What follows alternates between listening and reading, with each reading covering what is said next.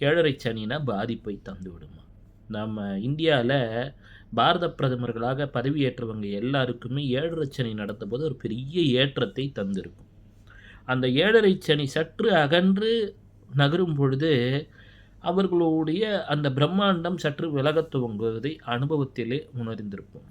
இதெல்லாம் எதுக்காக அப்படின்னா, ஏழரை சனி என்றால் தீமையை செய்துவிடும் என்பதெல்லாம் கிடையாது. அப்போ இன்னும் கெரியரில் ப்ராக்ரஸ் ஆகணும், பொலிட்டிக்கல் கரியர்லன்னா ஏழரை சனி ஒரு நல்ல டைம் தான். அதுபோல் அமைந்து அதை சரியாக பயன்படுத்தி கொள்ள தெரிந்தால், சனீஸ்வரன்னா மாஸ் அப்படின்னு அர்த்தம். அடுத்தது என்ன நடக்கும் அரசியலில் என்றெல்லாம் சொல்கிறார்கள்.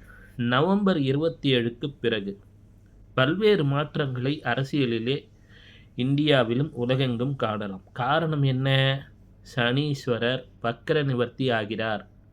இந்த 7ஆம் தேதி முதல் 21ஆம் தேதி வரை நடக்கக்கூடிய சூழல்கள் பலவற்றை உலகெங்குமே ஒரு நிலை தடுமாற வைத்துவிடும். குறிப்பாக சிம்மராசி போன்றோர்கள் எல்லாம் அதிக பிரார்த்தனை தேவை. கும்பராசியும் பிரார்த்தனை தேவை. உலகெங்குமே அரசியல் தலைவர்கள் அன்பும் அருளும் எங்கும் நிலைக்கட்டும் என்று பிரார்த்தனையிலே நேரத்தை செலவிடுவது நன்மைகளை தரும் என்பது ஒரு கருத்து. சிவசிவம்.